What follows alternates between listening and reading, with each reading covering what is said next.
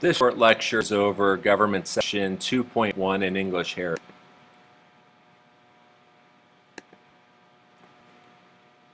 Most of the American government system is based on English laws, documents, customs, and rights.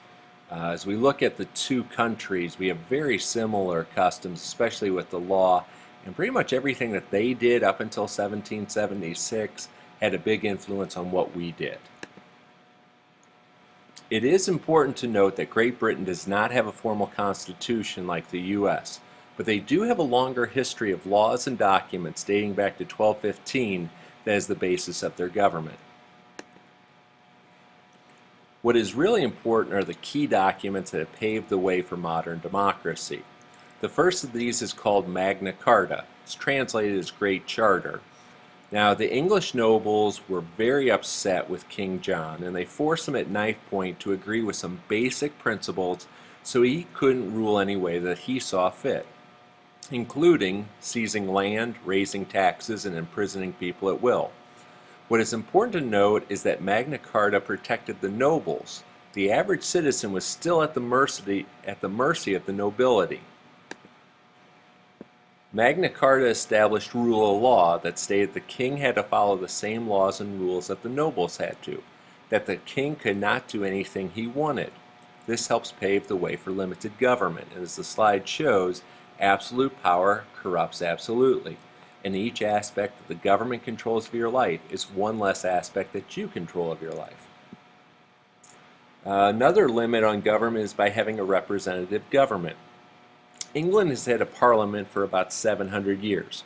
At first it was a unicameral, one house, where basically the king and the nobility were on the same page. But it becomes a bicameral legislature, two houses, about 100 years later.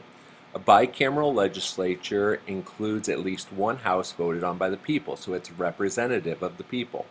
These representatives of the people typically vote to limit the power of government.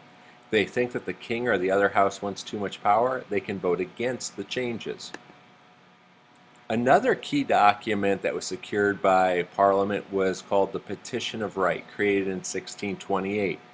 The Petition of Right states that the king cannot imprison people, I'm not talking about nobility here, but the people, illegally, force people to quarter and house and feed troops, and establish military rule at times of peace.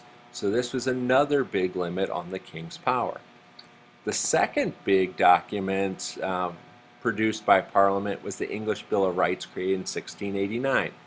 The English Bill of Rights opened up freedom of speech, freedom to petition the government, and did not allow the king to have an army without Parliament's consent. And since Parliament is voted on by the people, or at least one house, that's a big limit in power to the king.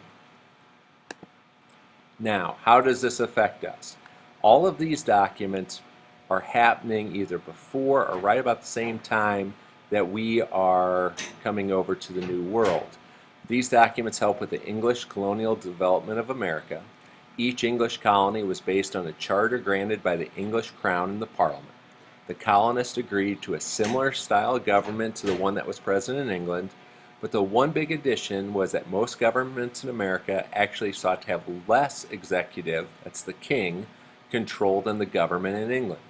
Each colony had a governor, but they were advised and checked by a council or representative parliament. So as time goes on, we want more and more powers against the king and more powers with the people.